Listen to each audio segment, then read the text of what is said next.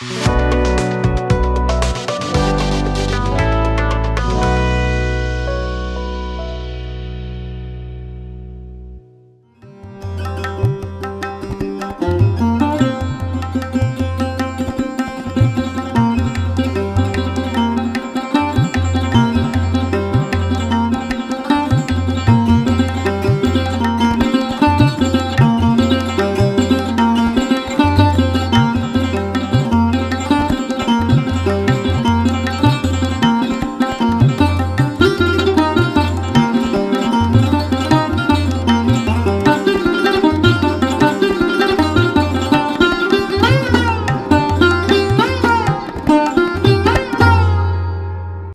जीशु ख्रीष्ट अति बहुमूल्य नाम प्रभु को दास भाव में आपण समस्त को नुआ सकाल आशर आज कार्यक्रम स्वागत जनाए। प्रभु आपण प्रत्येक को बाहुल्य रूपे आशीर्वाद करंतु। आज आम जो प्रसंग प्रभु को वाक्य आलोचना करवा आलोच्य प्रसंग होछि केही पचारू नाहंती कि गोटे प्रश्न केही पचारू नाहंती कि। प्रिय भाई भणी माने गोटे समय थाए लोक माने आपण को बहुत आदर करती बहुत जत्न नियंती आपण को हालचाल बुझंती आपण को आख पाखरे रुहंती आपण को बहुत सम्मान दियंती बहुत आदर दियंती बहुत मर्यादा करती। समय आसे कई पचारती ना आ से समय में भाबू जे लोक माने कहीं मते पचारू ना।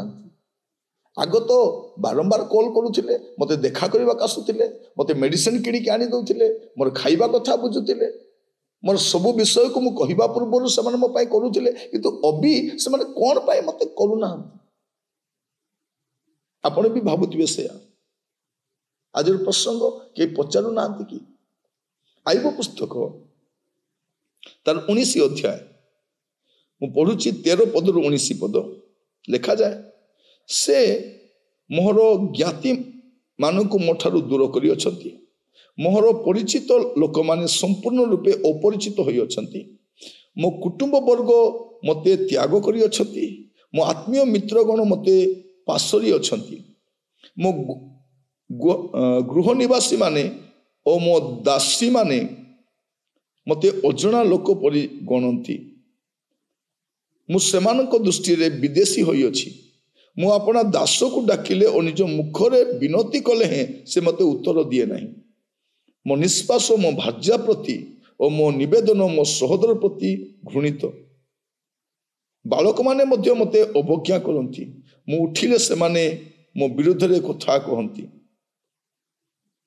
मोर सुहृद मते घृणा करती जो मानकु मु स्नेह कली से माने मो विरुद्ध होई अछंती। एटी देखंतु केते बड़ कष्टदायक जे आईब तांकर मनर दुख कहउछंती जे मते पचारिबा लोक केही नै ना मो स्त्री ना मोर दास ना मोर दासी ना मोर ज्ञाति कुटुंब ना मोर बंधु वर्ग माने केही पचारू नाहंती। एमितिका परिस्थिति दे से गति करूछंती। मोर प्रिय भाई बहन माने बेले बेले आम जीवन रे मदे से प्रकार परिस्थिति उडा आसे आमे भी से परिस्थिति गति करू। आपण देखिबे गीत संहिता तर 38 अध्याय गीत संहिता 38 तार 11 पद मो प्रिय लोक और मोहर मित्र माने मोर व्याधि अलगा ठिया हुंती और मोहर ज्ञाति वर्ग दूर रे ठिया हुंती।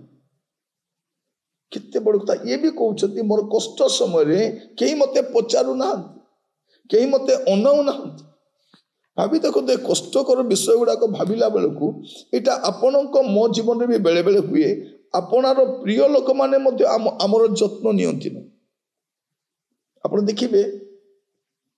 दाऊद कौन कहउछंती 69 गीत तार 8 पद रे मु अपना भातृगण प्रति अजଣା और मातृ संतान गण प्रति विदेशी होई अछि। माने भाभी देखंतु मोर निज लोक भी मते पचारू नाहंती मो प्रिय लोक भी अनाउ नाहंती एई अनुभूति आपनकर थिबो। आपण माने भाबुथिबे काहे कि प्रभु एमिति होछि कोन पाई प्रभु एमाने मो प्रति ए प्रकार कटु व्यवहार करूछंती बोली आपण भाबुथिबे आ ता स्वाभाविक कथा। आपण देखिबे कोन हेछि आइब तारो 19 पर्व 13 पद लिखा जाउछि से मोहर ज्ञाति मान को मोठारु दूर करी अछंती किए करिसंती से करिसंती आमे भाबुछु एमाने करूछंती किंतु एटा किए करिसंती एटा प्रभु करिसंती बेले बेले आमे लोक मान को एते प्राधान्य देउ प्रभु सेठरु हमर दृष्टि को दूर करी तांको आडो को आकर्षित करिबा पई चाहंती आमर भरोसा लोक माने आमर साहाय्य लोक माने आमे लोक मान को बहुत किछि भाबु प्रभु चाहते नाही से मन आजि अछंती काली की नथिबे तुमे मो ऊपर भरोसा करो मो ऊपर निर्भर करो आपण गीतर चौक को कथा भी देखिबे 88 गीतर से कोन कहउछंती गीत तार 88 रे